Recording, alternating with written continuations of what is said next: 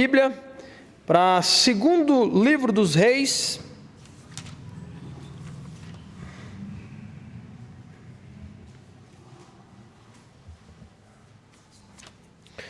segundo livro dos Reis. Nós vamos olhar a história de um profeta. Temos feito isso, né? Temos feito através do profeta Eliseu, olhando para os textos bíblicos e analisando o quanto foi determinante para Elias, na verdade, o estar em comunhão com Deus. A comunhão com Deus foi determinante para que as atitudes de Elias pudessem glorificar o Senhor. Então, ainda nesse pensamento, mas agora emprestando, né, a história no que diz respeito a outro homem, agora chamado Eliseu, nós faremos a leitura do capítulo 6, segundo livro dos Reis, capítulo 6, versículo de número 8 em diante, tá? Deixe-me apenas introduzir o assunto dizendo que Eliseu também foi um profeta no Antigo Testamento. Eliseu também foi um homem que teve, né, o papel de representar Deus para o povo, o papel de anunciar a palavra de Deus para esse povo, o papel de ensinar a palavra que já havia sido revelada para esse povo, de exortá-los, de chamá-los ao arrependimento, à obediência. Então Eliseu, assim como Elias e assim como todos os demais profetas de Israel, tinha a tarefa de instruir o povo, tá? Então esse é o ponto.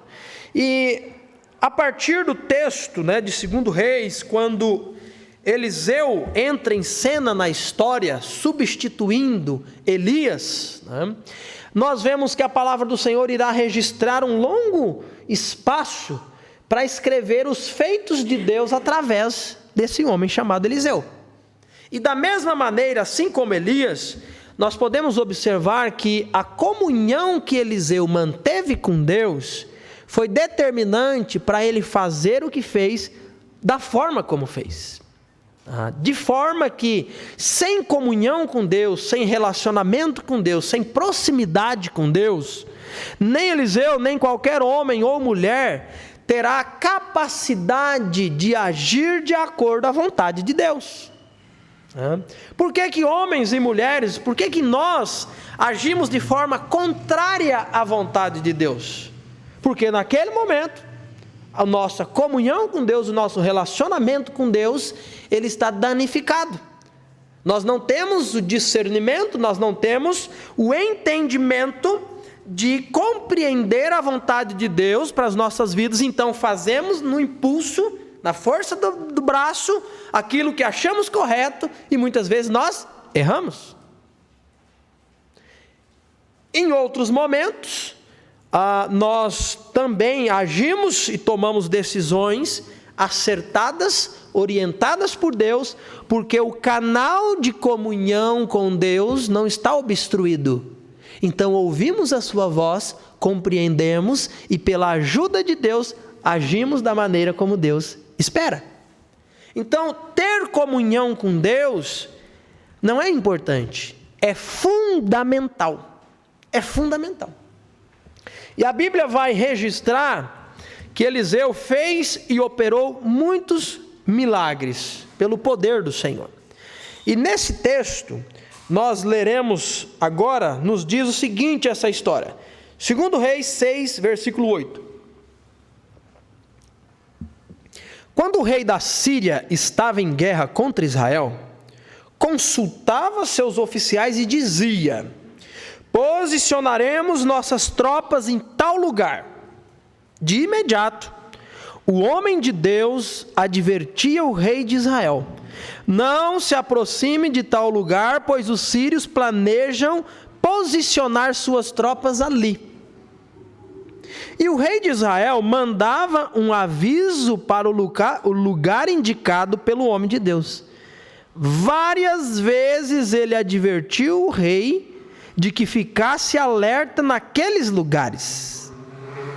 Furioso com essa situação, O rei da Síria reuniu seus oficiais e perguntou: qual de vocês ainda anda informando o rei de Israel sobre os meus planos? Ó meu senhor, o rei, não somos nós, respondeu um dos oficiais. Eliseu, o profeta de Israel, revela ao rei de Israel até as palavras que o Senhor diz em seus aposentos. O rei ordenou: vão e descubram onde ele está, para que eu mande capturá-lo. Então lhe informaram: Eliseu está em Dotã. Assim, certa noite, o rei da Síria mandou um grande exército com muitos carros de guerra e cavalos para cercar a cidade. Na manhã seguinte, o servo do homem de Deus se levantou bem cedo. Ao sair, viu que havia soldados, cavalos e carros de guerra por toda parte. Ai, meu senhor, o que faremos agora? Exclamou o servo. Não tenha medo, disse Eliseu, pois do nosso lado há muito mais do que do lado deles. Então Eliseu orou: ó Senhor, abre os olhos dele para que veja. O Senhor abriu os olhos do servo, e ele viu as colinas ao redor de Eliseu cheias de cavalos e carruagens de fogo. Quando os sírios avançaram na direção de Eliseu, ele orou: ó Senhor, faze que fiquem cegos. E o Senhor fez que ficassem cegos, conforme Eliseu havia pedido. Então Eliseu saiu e lhes disse: vocês tomaram o caminho errado. Essa não é a cidade certa. Sigam-me e eu os levarei até o homem que procuram. Então ele os guiou à cidade de Samaria. Assim que entraram em Samaria, Elias orou: ó Senhor, agora abre os olhos deles para que vejam. O Senhor abriu os olhos deles e descobriram que estavam no meio de Samaria. Quando o rei de Israel os viu, perguntou a Eliseu: devo matá-los? Devo, Senhor. Devo matá-los? Claro que não, respondeu Eliseu. Eles não são prisioneiros que você capturou na batalha. Dê-lhes comida e bebida e mande-os de volta para casa, para o senhor deles. Então o rei lhes ofereceu um grande banquete e os mandou de volta para casa, para o senhor deles. Depois disso, os invasores sírios não invadiram mais a terra de Israel. Está aqui, irmãos, o nosso texto nesta ocasião, nessa oportunidade. Vamos mais uma vez orar pedindo a direção e a sabedoria do Senhor. Pai, nós pedimos que o Senhor ilumine agora as nossas mentes, abra o nosso entendimento e torne a Tua palavra clara para que aprendamos e sejamos por ela edificados. Nós oramos no nome de Jesus. Amém. Irmãos, caminhar com Deus nunca foi sinônimo de ter uma vida tranquila e sossegada. Muitas pessoas se frustram, se decepcionam com o cristianismo, porque vindo de situações desesperadoras, vindo de problemas enormes, vindo de famílias e vidas destruídas, correm para Deus na esperança de que Deus resolva todos os seus problemas. Ou de repente, cansados, conforme o texto de Isaías, sobrecarregados, a alma aflita, pesada, sem encontrar alívio, correm para Deus na esperança de não ter mais problemas no que diz respeito daqui para o futuro. E se decepcionam, porque os problemas continuam do mesmo jeito. Quantas pessoas buscam servir a Deus porque elas não querem descobrir que um dia um médico pode dizer para elas: é câncer, não tem cura. E aí quando o médico diz, o castelo se desaba, se decepcionam com Deus, abandonam os caminhos do Senhor. Por quê? Porque na maioria do entendimento de pessoas assim, servir a Deus é ter uma vida tranquila e livre de problemas, sossegados. É não passar aperto financeiro, né? E ao contrário, andar com Deus e fazer a sua vontade automaticamente implica em afrontar Satanás e o estilo de vida desse mundo. Esse é o ponto. Se caminhar com Deus é evidenciar a luz de Cristo no mundo de trevas, isso irá incomodar quem ama as trevas, principalmente quem? O príncipe das trevas. Então esse é o ponto. Não se engane. Por isso uma autorreflexão, ela é muito válida.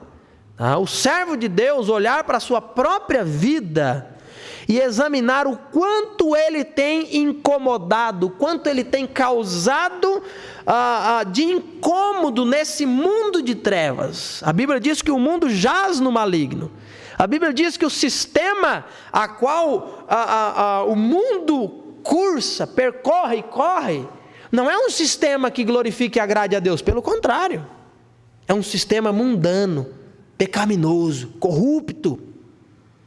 O sistema do Deus deste século, do Senhor das trevas, de Satanás. Então, se nós somos luz do mundo, somos sal da terra, então isso automaticamente implica em que onde a luz brilha, ela vai causar dificuldade para as trevas. Não podem coabitar no mesmo lugar luz e trevas. Não é um princípio básico de entendimento? Apaga a luz, quem domina? Estando à noite, a escuridão. Acenda os refletores, as lâmpadas, a escuridão deixa e a claridade toma conta. Então a Bíblia vai dizer que nós somos luz do mundo.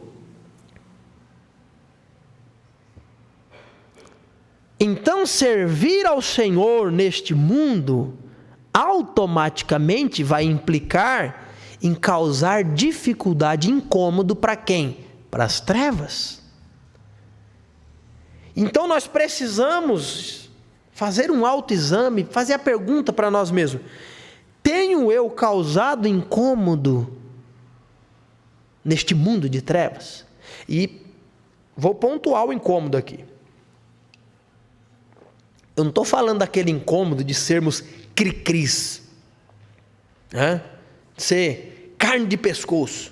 Tem muito crente que é chato, carne de pescoço, briguento. Ao invés de semear a paz, ele semeia a contenda. Aí depois ele diz: estão me perseguindo, né? Eu também sou cristão. Não tem nada a ver. Eu não estou falando de causar incômodo nas trevas. De repente, quando o camarada, toda vez que o vizinho faz um barulho a mais, ele vai lá na porta do vizinho falar um monte. Aí depois recebe de volta a dificuldade de estão me perseguindo, porque eu sou de Jesus. Não. Estão te perseguindo porque você é nojento, você é cri-cri, você é chato, você é xarope. E você não tem, ao invés de brilhar a luz de Cristo, você está colocando o seu gosto, o seu orgulho, os seus interesses acima dos interesses dos outros. Esse é o ponto. Quando eu falo que o cristão irá causar incômodo no mundo de trevas, eu me refiro a viver tendo os valores do reino dos céus como prioridade nas nossas vidas. Esse é o ponto. Então, é viver de uma forma que agrade e glorifique a Deus, fazendo o que é correto perante o Deus que é onisciente, escola dominical, que é onipresente, Ele está em todos os lugares. Então eu preciso andar de acordo com o que esse Deus diz, como deve ser o meu proceder. Então, se andar como Deus diz que eu devo andar brilhando e espalhando a luz de Cristo nesse mundo, dizendo a verdade, quando for dito para mim que eu tenho que mentir, eu vou falar a verdade. E ao falar a verdade, você vai incomodar, você vai gerar dificuldade, você vai gerar problemas. Então é nesse sentido que eu digo, é incomodar por fazer o que é correto, é incomodar por viver de forma condizente com o que as Escrituras esperam de alguém que diz servir a Deus. Quem anda com Deus irá causar incômodo na esfera espiritual das trevas. Se você em nada causa essa dificuldade, se você não é perseguido por sua fé, em alguma medida, nós vivemos num país livre, é verdade. E como é bom viver num país livre. Você pode dizer que você é cristão, você pode dizer que você frequenta essa igreja, aquela outra igreja, e nós não corremos riscos de ir para a cadeia ou de sermos apedrejados por isso. Vivemos em um país livre. Só que isso não significa que em alguma medida não seremos perseguidos, não teremos dificuldades. Porque se vivermos o Evangelho, nós devemos causar algum tipo de incômodo, não seremos bem-vindos em toda e qualquer situação. Se você em nada causa incômodo, se você em nada é perseguido, se você em nada causa, um ambiente um pouco diferente, pelo contrário, você é bem-vindo em todo e qualquer ambiente. Se não faz diferença nenhuma para você dizer que é crente ou não dizer, porque ali você se enturma, e ali você, conforme o ditado, dança conforme a música. Você tem que se perguntar se realmente esse andar com Deus tem sido um andar verdadeiro com Deus verdadeiro. Porque andar com Deus vai causar incômodo num estilo de vida que o mundo leva. Eliseu caminha com Deus, assim como Elias caminhou com Deus. E Eliseu que caminha com Deus, mais uma vez, deixa eu fazer o link com a EBD. O Deus que tudo vê, o Deus que tudo sabe, o Deus que está em todos os lugares. Eliseu caminha com um Deus que vê, que ouve e que sabe de tudo. E comunica a seus servos o seu plano e a sua vontade. No caso de Eliseu, que nós vamos ver, em primeiro lugar, o Deus que vê. O que o texto nos apresentou para nós?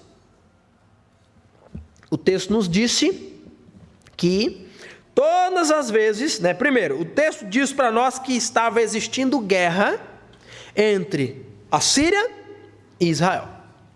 O texto diz para nós que a Síria invadia cidades, invadiam territórios de Israel, e isso se deu, não é a primeira vez, não foi a última, mas isso estava acontecendo recorrente, era algo recorrente, era algo que estava existindo dificuldade entre a Síria e Israel. E o rei da Síria, Ben-Hadad, ele reunia os seus oficiais, ele reunia o seu exército, ele reunia os seus comandantes, estrategistas militares. E o que ele planejava? Gente, nós precisamos dar mais um passo e nós vamos definir a estratégia de combate. Nós vamos definir a estratégia de local. E eles escolhiam cidade tal, no dia tal e de forma tal, para chegar lá e tentar dominar aquele território. E o que acontecia? Eliseu, homem de Deus, que tinha comunhão com Deus, Deus revelava para ele. O texto disse isso para nós. E Eliseu, que recebia de Deus essa instrução, essa revelação, ele ia para o rei de Israel e diz: olha, Deus está dizendo que o rei da Síria, junto com o seu exército, pretende invadir tal lugar. Então se prepara e manda um exército, manda homens, antecipadamente para aquele lugar. E o texto diz para nós que o que acontecia? O texto diz que por várias vezes Eliseu advertiu o rei, e acontecia que os soldados sírios, chegando naquele lugar, o exército, achando que está tudo tranquilo, quem é que vai esperar? de prontidão um exército lá. Tomavam a peia e voltavam derrotados para casa. E eu gosto quando o texto diz que várias vezes. O que várias vezes significa? Várias vezes. Mais do que uma, duas, três, várias vezes. E o rei da Síria, deixe-me passando as anotações aqui.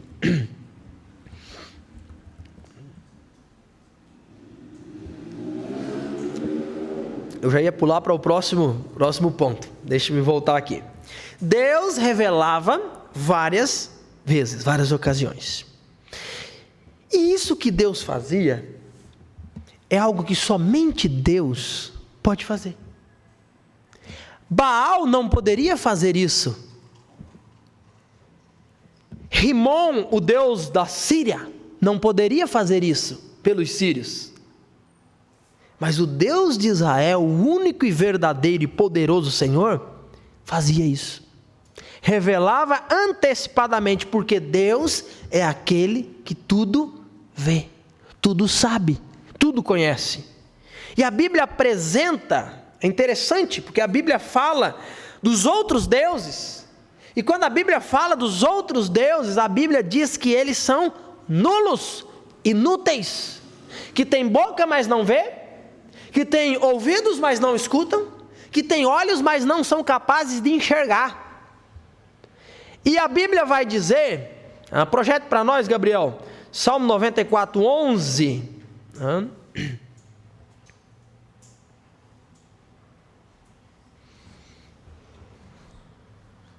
O Senhor conhece os pensamentos de cada um e sabe que nada valem.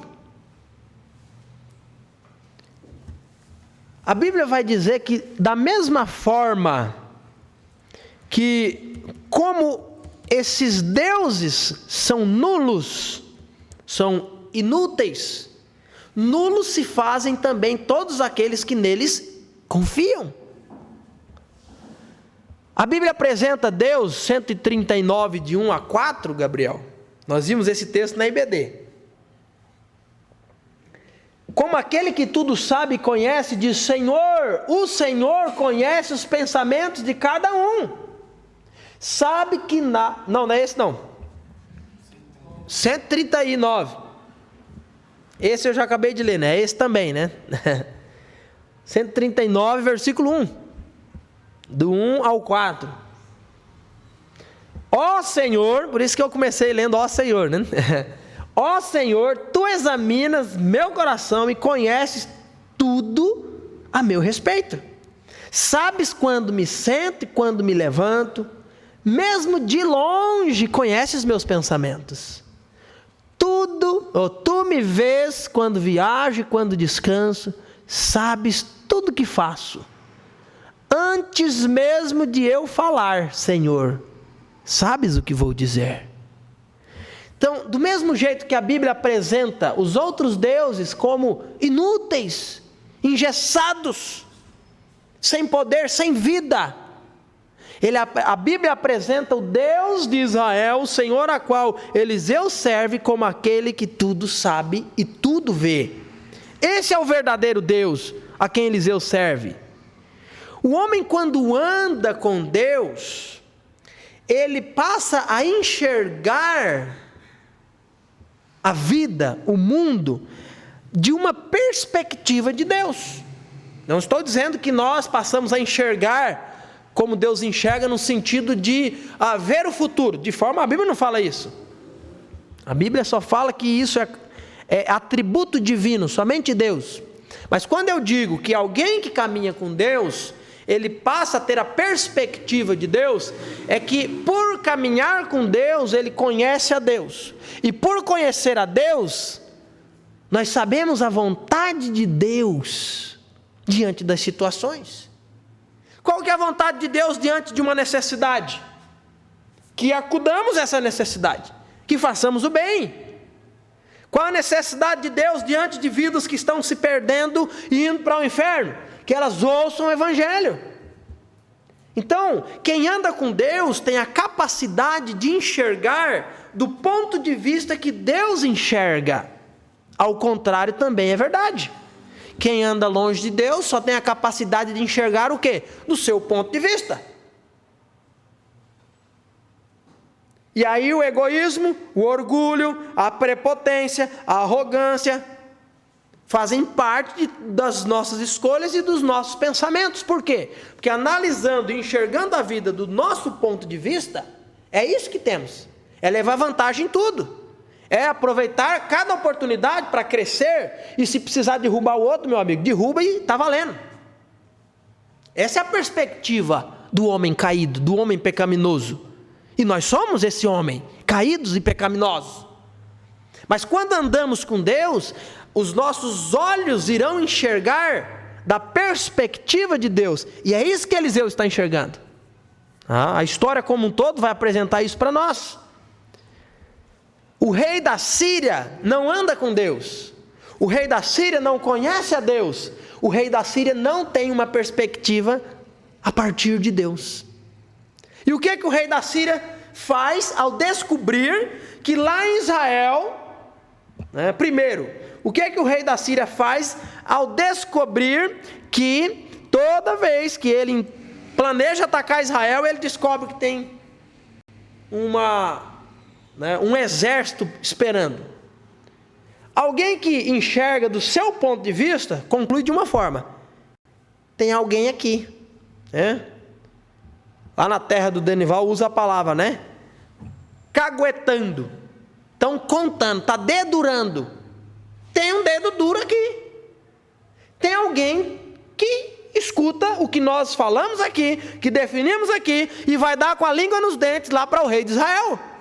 Por quê? Porque toda vez que a gente vai atacar, a gente se dá mal. É alguém que enxerga somente do seu ponto de vista. E aí falam para ele o seguinte: não tem ninguém aqui te traindo. Mas existe um homem lá em Israel que anda com Deus e que serve o Deus de Israel. E ele fica sabendo o que você, rei, decide aqui e o que você fala até no seu quarto de dormir, nos seus aposentos. E ele revela para o rei de Israel. Aí um homem que não anda com Deus, ele continua enxergando o mundo de que perspectiva? Da dele próprio. Ele diz: então está resolvido. Onde que está esse camarada que nós vamos capturar? Nós vamos prendê-lo. Alguém que não anda com Deus, eles continuam caminhando igual aos seus deuses, agindo de forma nula. Deixe-me fazer uma aplicação nesse ponto. Dizer que o Deus de Eliseu é o Deus que tudo vê.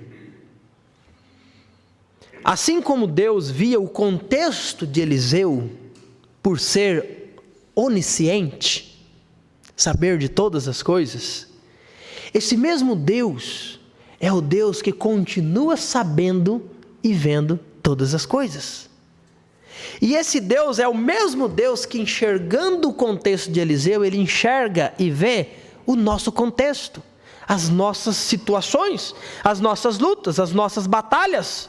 A batalha de Eliseu é uma batalha real, de um exército real. E isso nós não temos enfrentado. Mas quantas lutas, quantos problemas, quantas dificuldades nós temos enfrentado. E da mesma forma, o Deus de Eliseu, que enxergava e via, continua nos vendo e enxergando o nosso contexto, a nossa situação, as nossas lutas.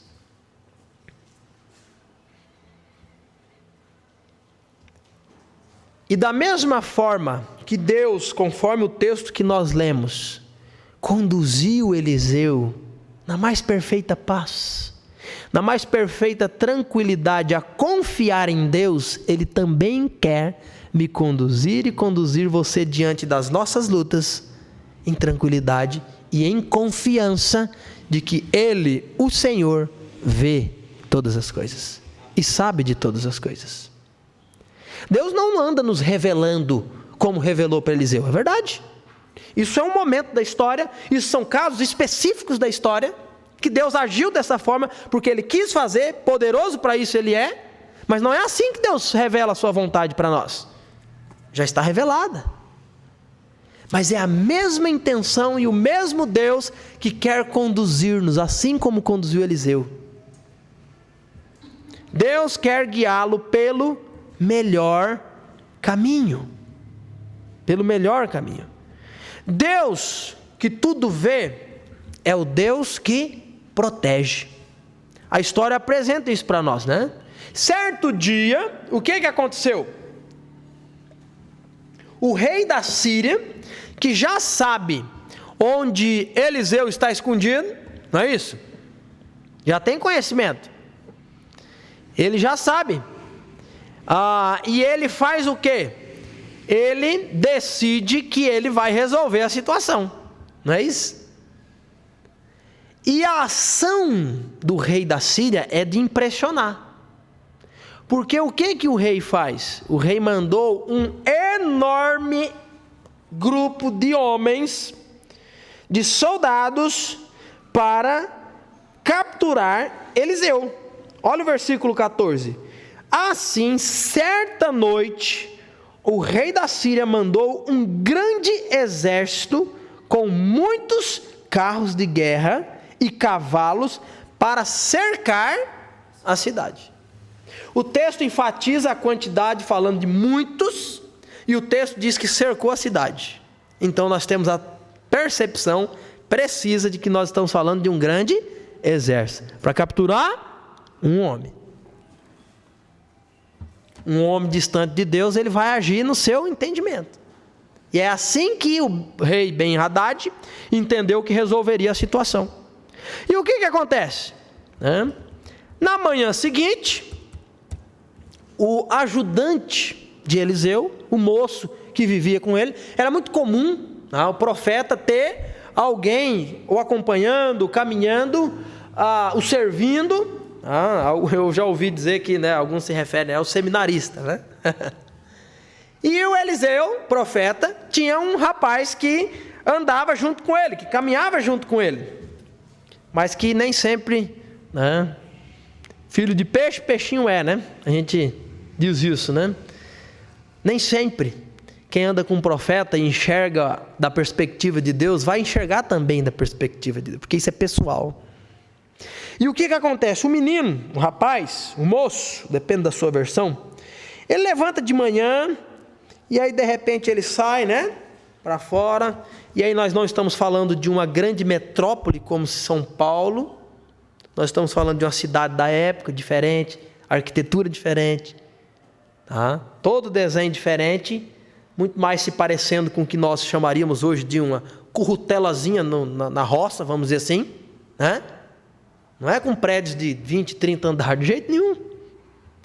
Mas acontece que o rapaz sai para fora, para dar aquela espreguiçada, tomar aquele ar puro, e de repente com os olhos meio abrindo ainda, ele enxerga e vê o quê? Um exército. Qual que foi a reação dele?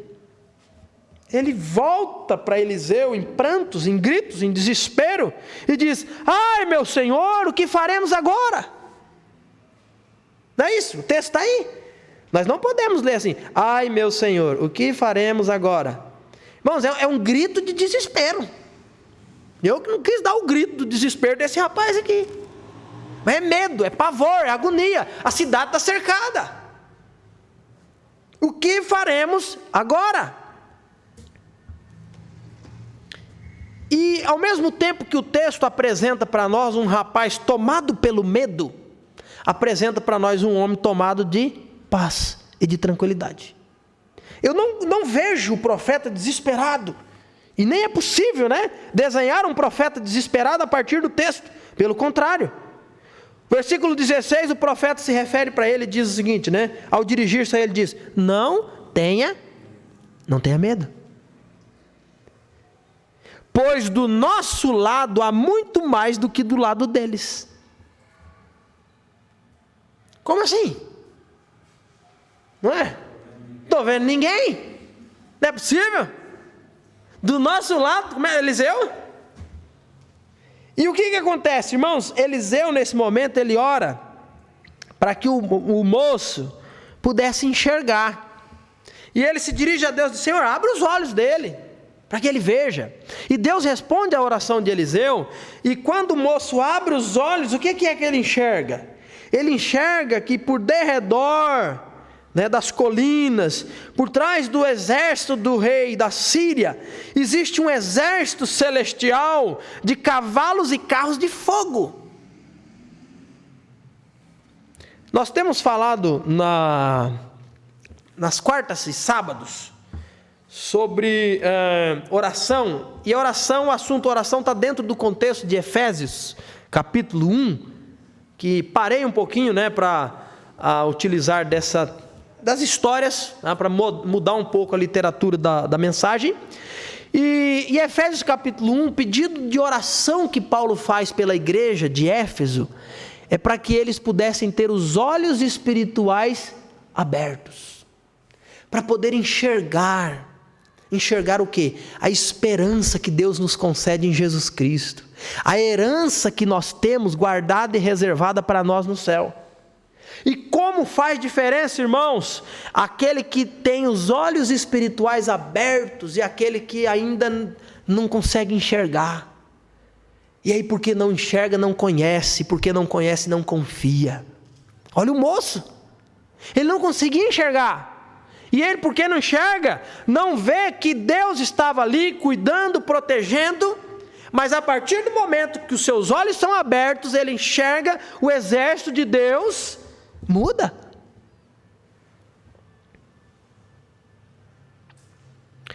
O que será que nós podemos pontuar que certamente foi para esse homem chamado Eliseu a base de toda essa tranquilidade? Pense comigo. Por muitas vezes o texto diz que Deus revelava para Eliseu o ataque que o rei da Síria queria fazer, não é isso?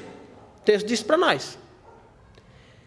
Não seria errado pensarmos que Eliseu também estava sabendo que o exército agora viria para a cidade de Dotã, onde ele estava morando, e cercaria a cidade.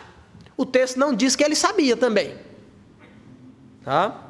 Mas não seria absurdo a gente pensar que esse homem que soube de tantos outros ataques, também não estava sabendo desse. Digamos que ele soubesse, por que não fugiu? Por que não foi para outra cidade?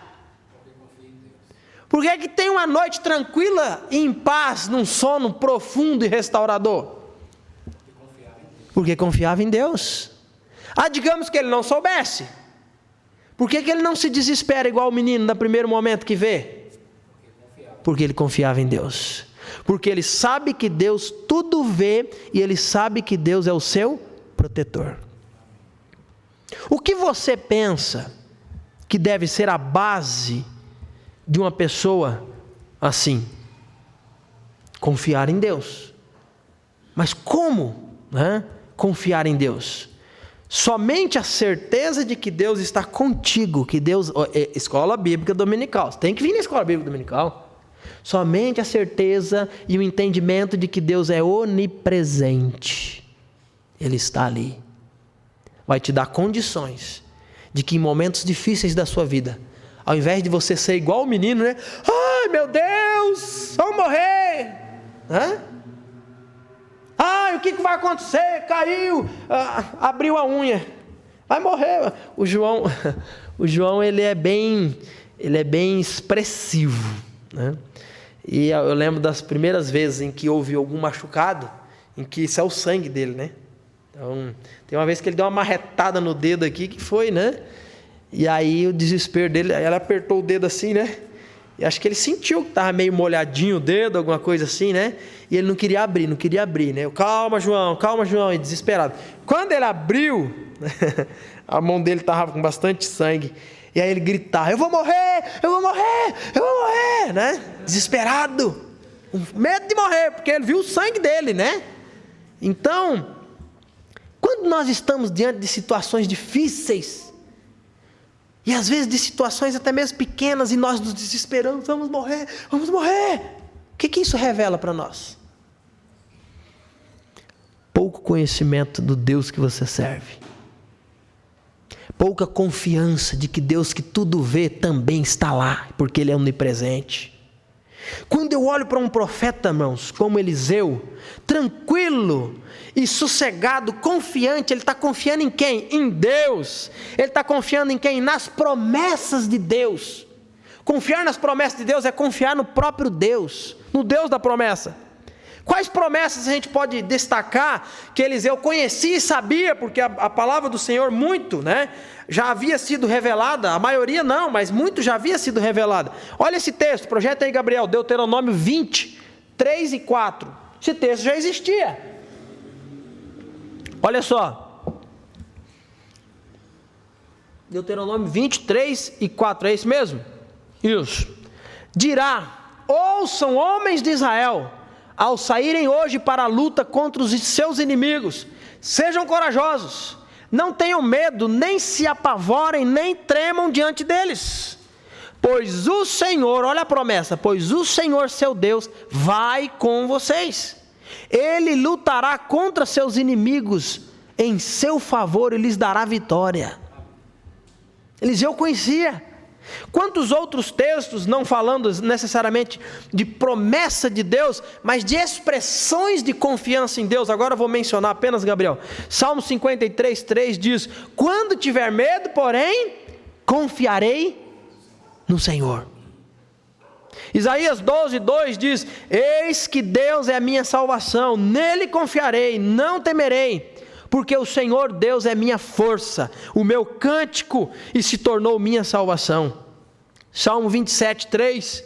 Ainda que um exército me cerque, meu coração não temerá. Ainda que invistam contra mim, permanecerei confiante. É isso que eu vejo em Eliseu. Confiança em Deus, confiança nas promessas de Deus. Certamente a palavra de Deus e a sua presença na vida de Eliseu trazia a esse homem paz, tranquilidade, quietude, confiança, fé. Essa mesma palavra e as mesmas promessas e tantas outras que não haviam sido dadas e reveladas, elas estão à nossa disposição, de um Deus que está conosco, de um Deus que não nos desamparará, de um Deus que conhece, que sabe, que suprirá cada uma das nossas necessidades, de um Deus que diz: busque as coisas do alto, busque o reino dos céus e a sua justiça, e eu vou acrescentar o que você de fato precisa. Não temas, seja forte. João diz, crê no Senhor, crê em Deus, crê no Senhor, não se turbe o vosso coração, não se atemorize. Deus está esperando, Deus está trabalhando, Deus voltará e levará-nos para sempre estarmos com Ele. São promessas, são situações, irmãos, em que, vindo o pavor, o medo, confie em Deus. Eliseu está tão perto de Deus, continuando o raciocínio, tão próximo de Deus, que a preocupação dele não é com ele mesmo. Você percebeu isso no texto? A preocupação dele, em primeiro lugar, é com quem? Com o rapaz. Eliseu está vendo, mas o rapaz não está vendo. Ele ora: Senhor, abre os olhos dele. Eliseu não está preocupado com ele mesmo. Eliseu está preocupado com o outro. Quem está perto de Deus não vê a si mesmo como o primeiro na lista de necessidade, vê o outro. E Eliseu, que ora pedindo para que o rapaz recebesse paz, visão, ele também, no seguinte momento, quando o exército da Síria decide descer as montanhas em sua captura, ele faz outra oração. O que ele faz? Primeiro ele pede orando visão, agora ele pede orando e pedindo cegueira. O texto diz para nós: quando os sírios, versículo 18, quando os sírios avançaram na direção de Eliseu, ele orou: ó Senhor, faze que fiquem cegos. E o Senhor fez que ficassem cegos, conforme Eliseu havia pedido. Você imaginou essa cena? Eu não sei quantos tiveram o gosto, o prazer de sentir, de vivenciar o que é a potência, né, de um cavalo correndo. É gostoso. Eu gosto. Faz muito tempo que não tem esse prazer, né? Mas eu gostava demais. Quando tinha oportunidade, sempre gostei. Tem algumas lembranças até hoje, né? O chapéu tá guardado. A espora de botar no pé tá guardada, né? Alguns materiais nesse sentido tá guardado e vai ficar guardado, né? Provavelmente nunca mais usarei num sentido de, né, como um meio de sobrevivência, mas talvez de lazer, e esse lazer também faz tanto tempo que eu não monto num cavalo. Mas você imaginou a cena de um exército descendo, correndo? O texto diz: carros, cavalos e soldados. E de repente todo mundo nesse percurso, da onde eles estão para a casa de Eliseu, ficam cegos, não enxerga mais nada. Imagina o desespero disso. Imagina o tumulto, a incerteza, o medo, o pavor, a angústia. Tudo isso aconteceu. E mais um aspecto que a gente pode destacar de Deus: primeiro, que tudo vê; segundo, que protege; em terceiro e em último lugar, que mostra misericórdia. Deus segue esse povo.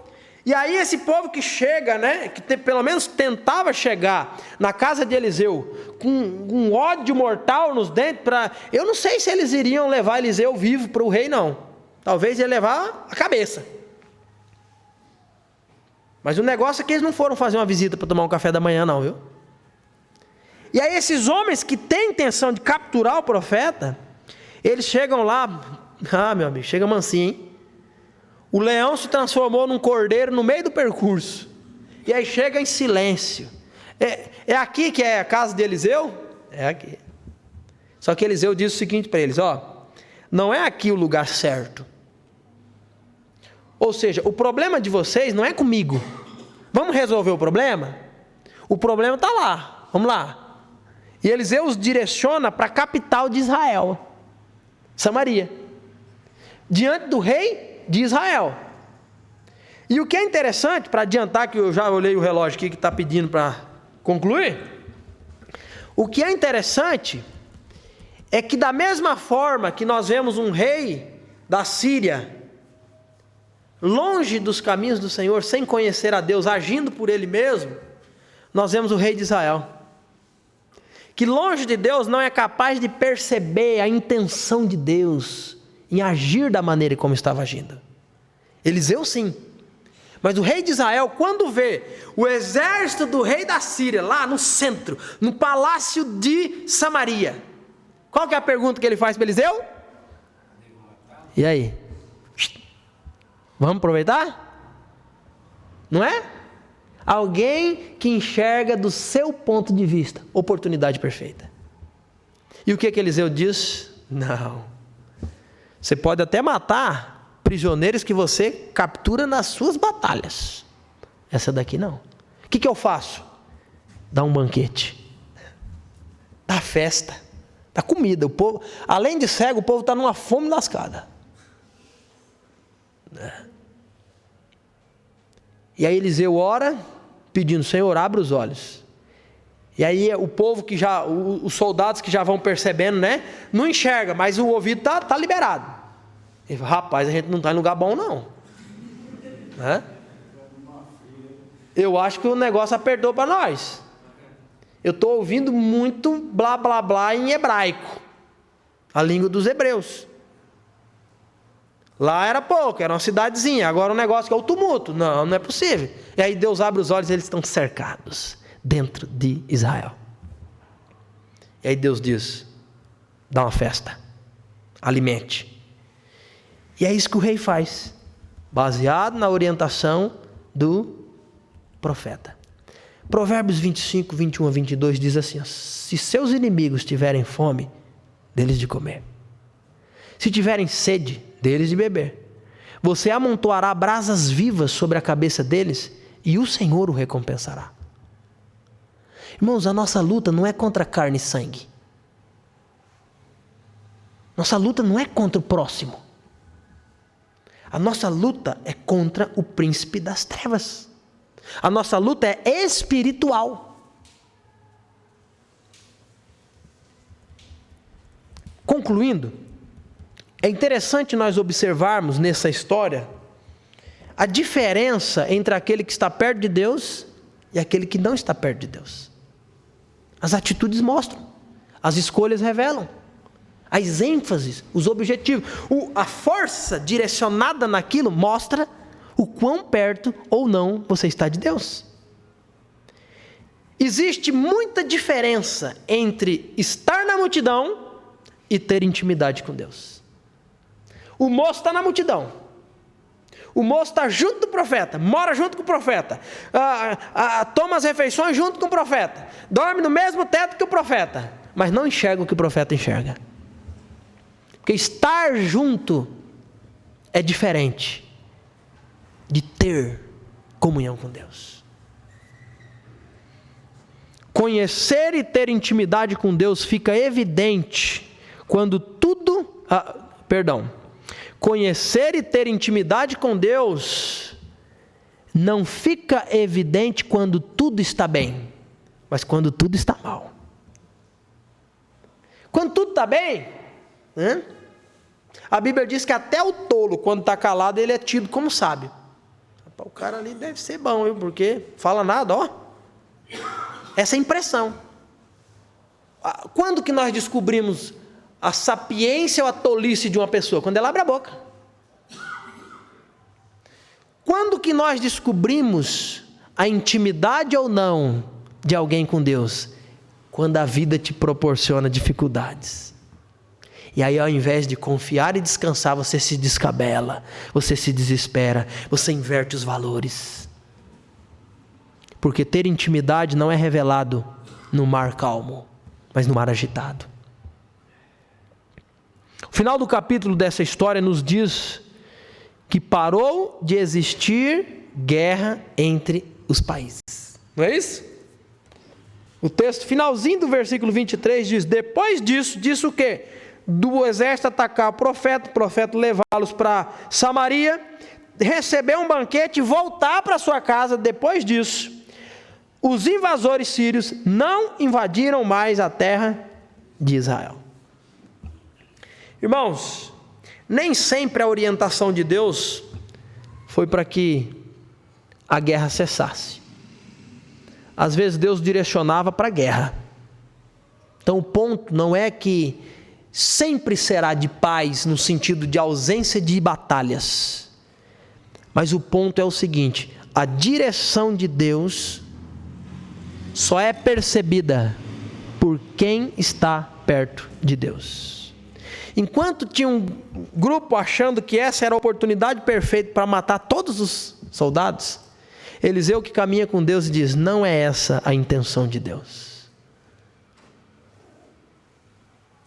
Fica, no entanto, evidente que Deus não usou isso, para isso, um exército armado. Isso o quê? Para o fim da guerra. Deus não usou um exército para vencer outra batalha. Deus usou quem? Um homem. Não um super-homem. Deus usou um homem comum. Lembra da expressão? Um comedor de feijão. Deus usou um homem comum para trazer paz, mas Deus usou um homem que tinha comunhão com Ele. Somente em comunhão com Deus você poderá ser uma bênção de Deus, de proporções pequenas, médias ou grandes. Aí eu termino perguntando: como está a sua comunhão com Deus? Vamos orar? Pai, nós te louvamos, nós te exaltamos e nós te glorificamos, ó Deus, porque o Senhor é bom. Tudo que o Senhor faz é bom. A tua palavra existe para apresentar quem é o Senhor, para que possamos conhecê-lo, para que possamos aprender do Senhor e, aprendendo, confiar em ti. Nós te agradecemos, ó Deus, porque o Senhor em teu plano perfeito, decidiu se revelar a nós, tornando-se conhecido. E o Senhor fez isso de forma muito especial, dando Jesus Cristo para que o conhecer, para que o relacionar-se com o Senhor pudesse ser uma verdade. Através de Jesus nós podemos ter comunhão, relacionamento com o Senhor. Que o Senhor cumpra o teu propósito, que o Senhor opere dentro dos nossos corações, trazendo, se for a necessidade, o início dessa comunhão através de Jesus, ou para aqueles que já têm, que o Senhor possa reativar, reacender, nos animar para que então andemos perto do Senhor, para agirmos de acordo com a tua vontade perfeita. Nós oramos, nós agradecemos e nós te louvamos no nome de Jesus. Amém. Irmãos, que Deus nos abençoe. Tenham todos uma boa semana. Nós estamos encerrando nesse momento, o piano será tocado. Você tem a oportunidade de uma oração silenciosa concluir nessa noite, tá? Que Deus te leve em proteção para casa, que seja uma semana direcionada por Senhor. Busque a Deus, leia a palavra do Senhor, fale com Deus, venha aprender mais de Deus. Que Deus abençoe a todos.